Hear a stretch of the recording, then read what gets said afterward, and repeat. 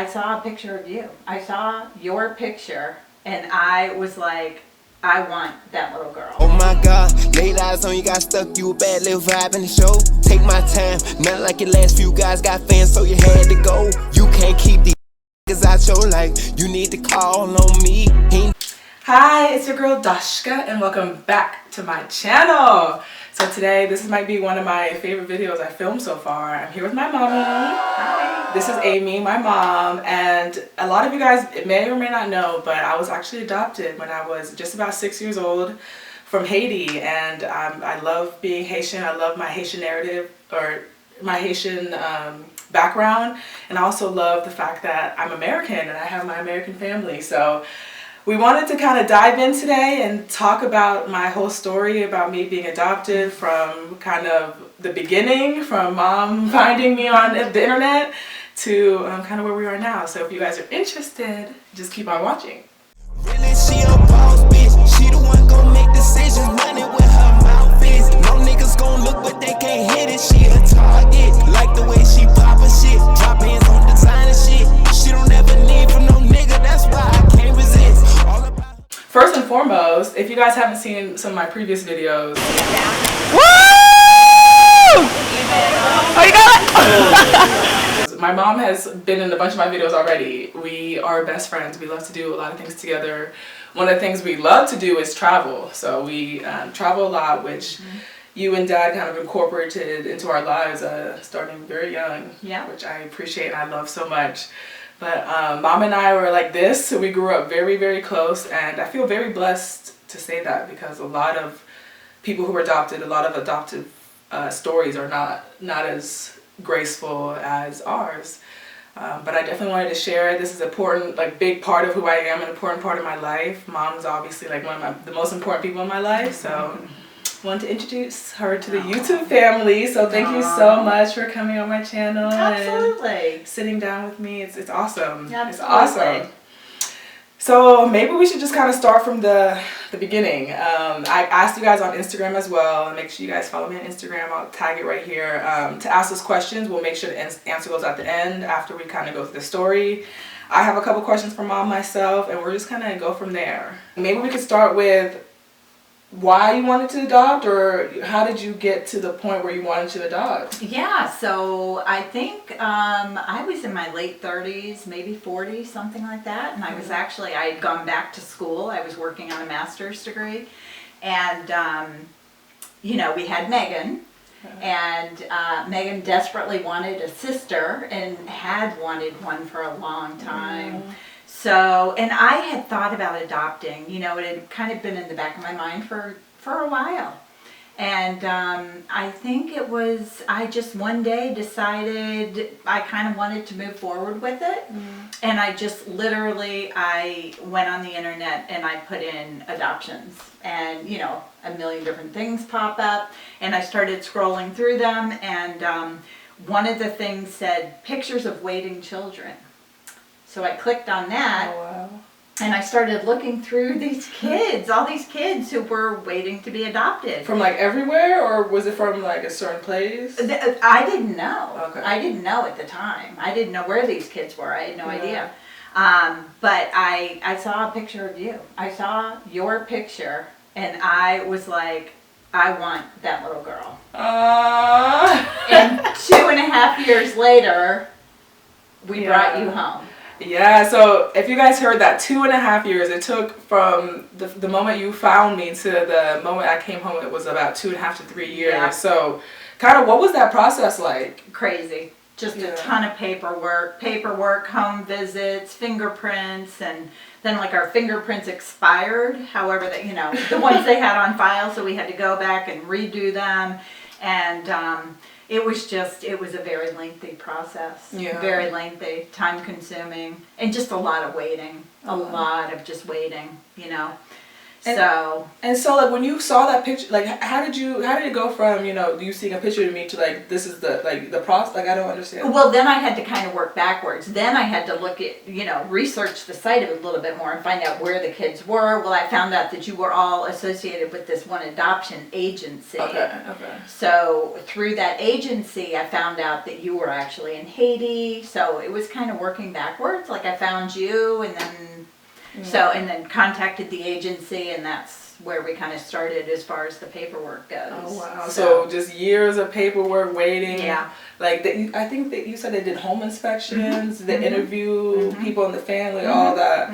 So it's like a double-edged sword. Like on one end, it's great that they're so thorough, and because you don't want just to give a child to any family, right? But at the same time, 2 years, 3 years, I could have been with y'all. I know. During that process, what was the waiting like? Was it? Oh, it was hard.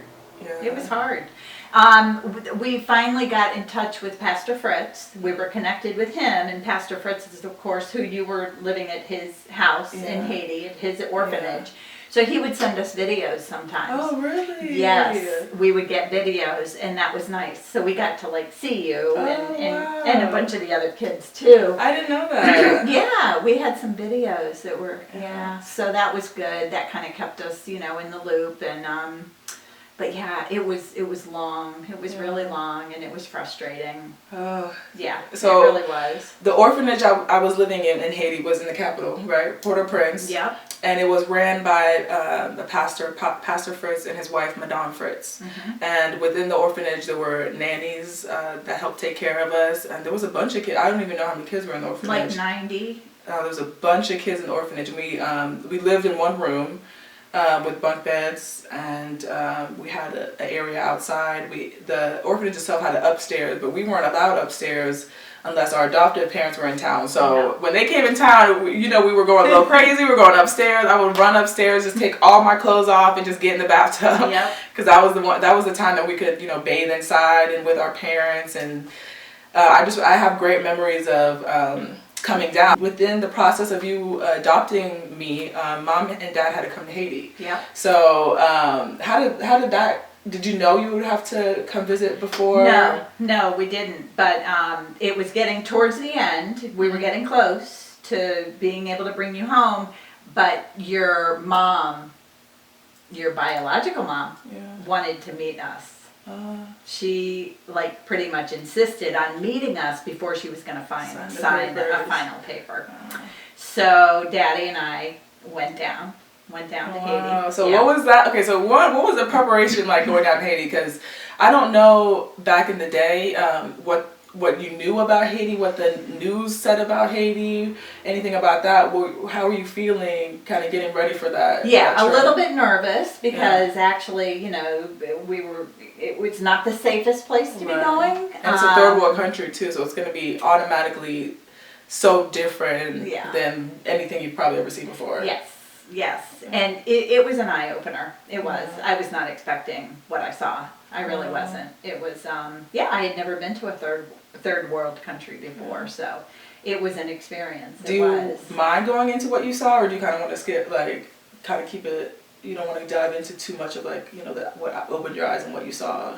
Well, it was just, it's so much poverty. The poverty is just, it was hard. It was hard to see the way so many people live. It really was. And what do you mean by how do they live? So for people who don't know, Haiti is a third world country, and a lot of people obviously in third world countries live a very different life than we live. A lot of people don't have homes. It's just a different scene, and something that is kind of hard to explain. But if you wouldn't mind kind of going into some of the things that you saw and felt being in Haiti. Well, just like driving down the roads, the roads aren't paved, it was very bumpy, it was very dust flying all over the place,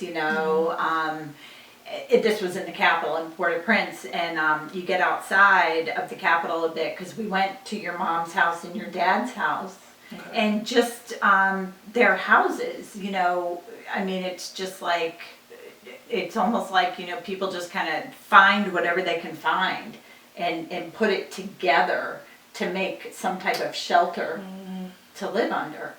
and that's their So their home. houses doesn't look like what we would think. Well, it no, would. Yeah, it's kind of just materials from Yes. Yeah. out and about. Yeah. And that's how the majority live. Not everybody, but the majority. And we saw a whole lot of that. Yeah. So it's just sad. And what was your experience? So first, you went straight from the airport to Port-au-Prince? Did they pick you up, or did you take a car? No, Pastor Fritz. Somebody from the orphanage picked us you up. up. Yeah, Okay. and drove us around. Yeah. And then, so I actually have a picture. I'll insert the picture of when we kind of first saw each other when you first got into the orphanage. What was going through your head? What were you thinking when the orphanage gates kind of opened, the truck came through? I was just so excited. I was so excited to finally be meeting you. You know, and to see you. I was just elated. Years of paperwork, and we kind of stood in front of each other for the first time. So. Exactly. And we had been mispronouncing your name for 2 years, or 2.5 years. And so it was not until we met you face to face that we learned that your name was pronounced Dacheka. You were calling me Dacheka. Dacheka. I hear that all the time though.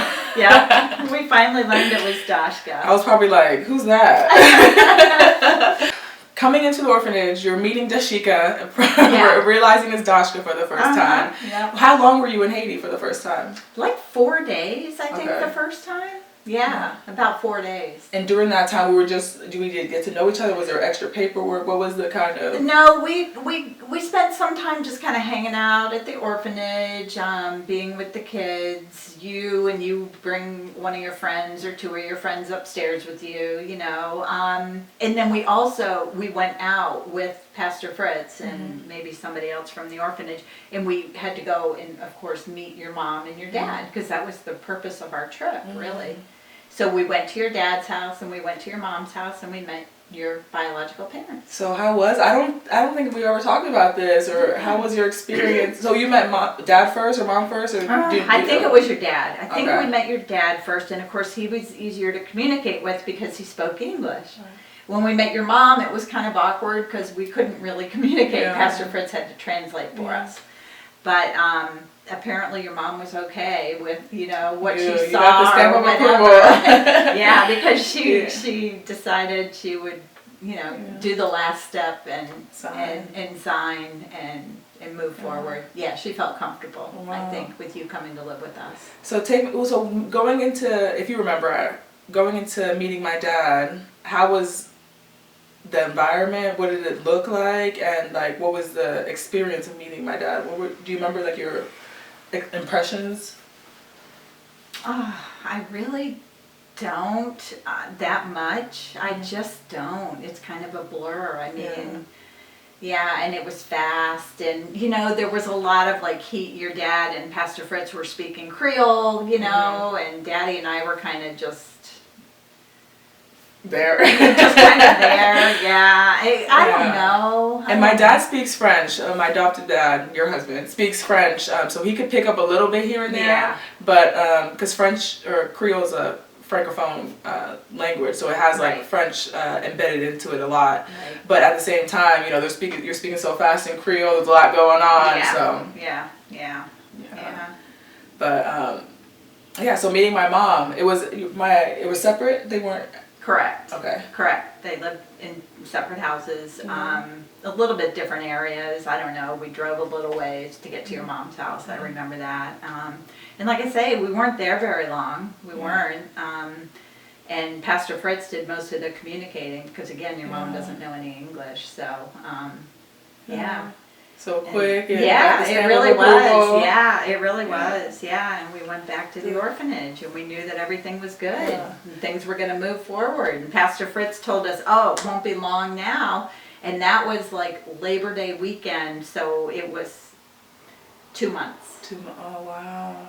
2 months. And I kept telling you, we're coming back. Yeah. You know, I promise you we're coming back. And so the first time you visited, you came to Haiti twice? Twice. The second time was to bring you home. Oh, wow. Okay, so the second time, how long did you stay for? Just, I think, one night. Oh, okay. We literally went and got your visa, and I think you already had your passport. I think it was just the visa we had to get, and literally, we went to the airport the next day. Oh, wow. Mhm. So what were your impressions of the orphanage and Pastor Fritz? And Oh, Mom the Fritz? orphanage was fine. Yeah, you lived in a good place. It was Yeah. good. It was. Yeah, you were well taken care of. You were.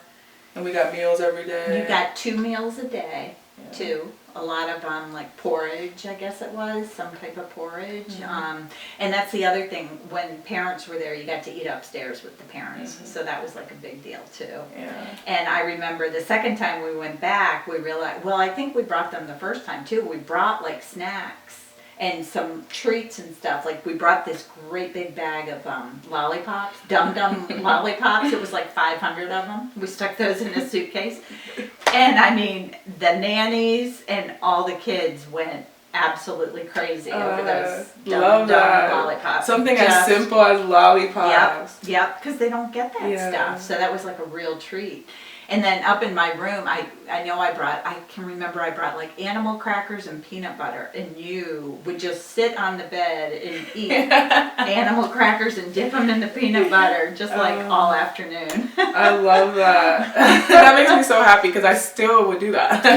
You loved it, yeah. So, yeah. What did you think like about that. the food? Or did you? Oh, it was good. The food that we had, yeah, it was good. Yeah. It was good. And then I don't remember the porridge or something, anything that we would eat. But do you remember what your impressions were with kind of the food that we ate? I mean, it was food. You know, you were being fed. Yeah. I mean, I don't know exactly too much more about it than that. Yeah. I No, never that makes tasted sense. it. I never ate it.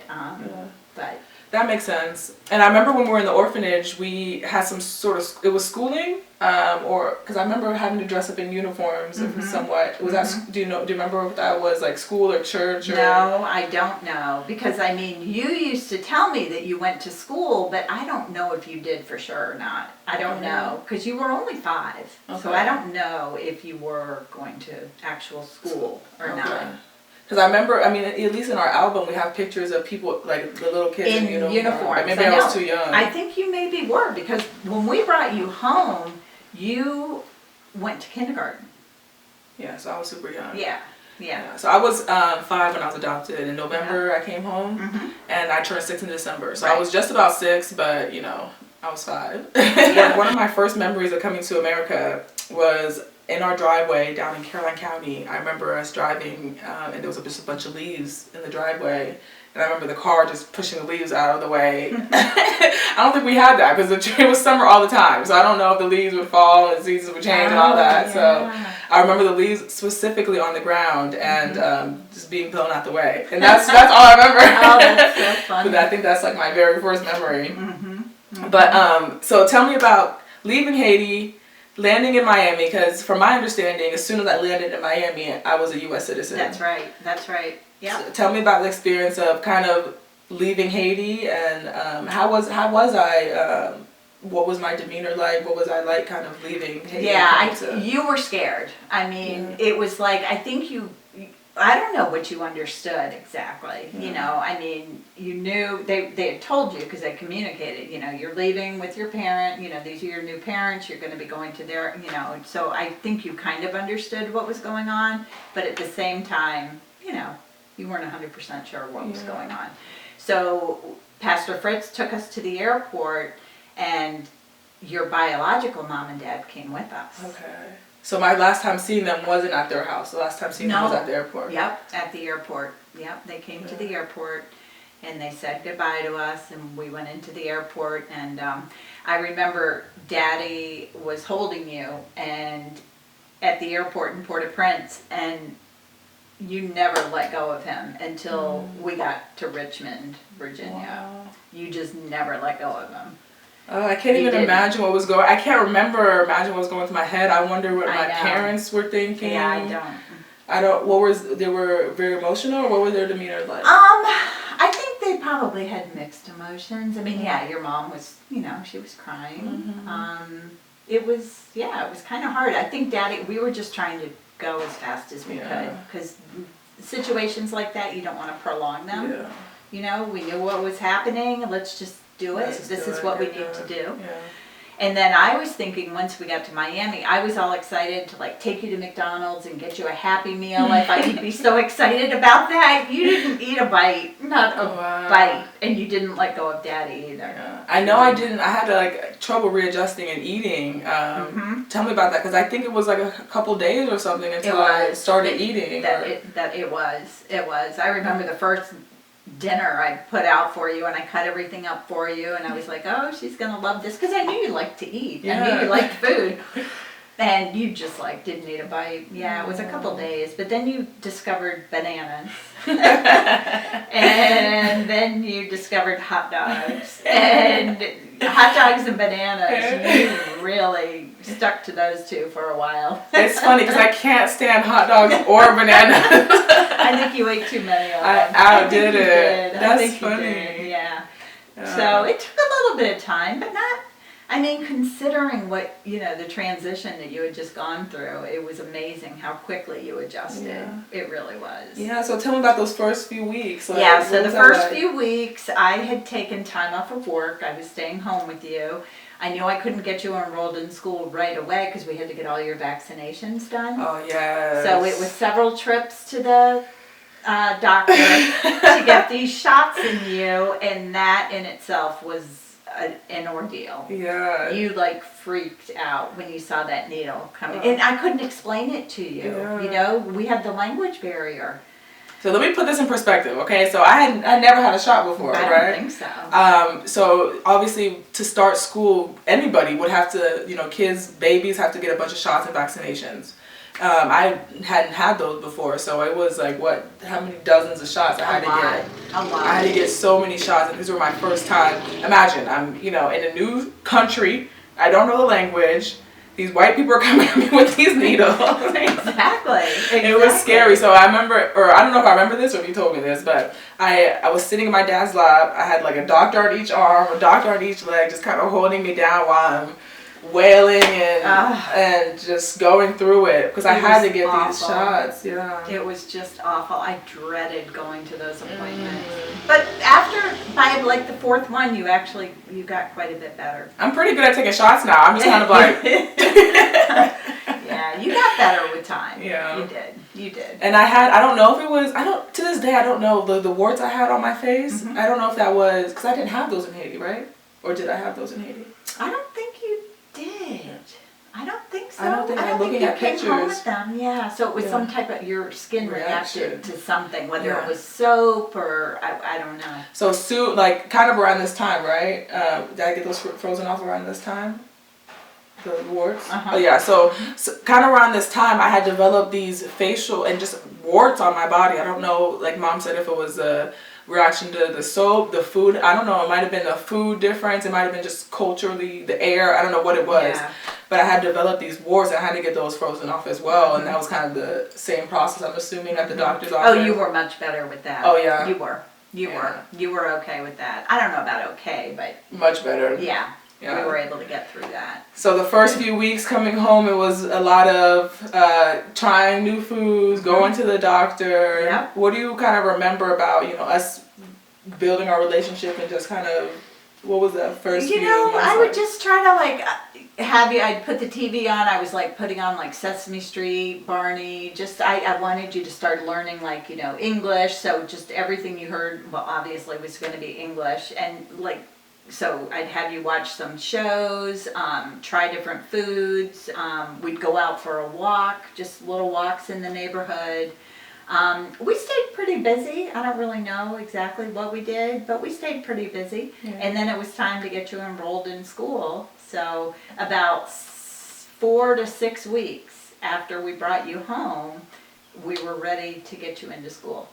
School. Did school make you nervous? How did you feel about me going to school? School made me nervous. Really? Yes. I was so nervous about you going. And I actually called the counselor at your school and I asked her if she thought that I should go with you and like spend the day with you, or at least spend half a day, or should I only send you for half a day or whatever.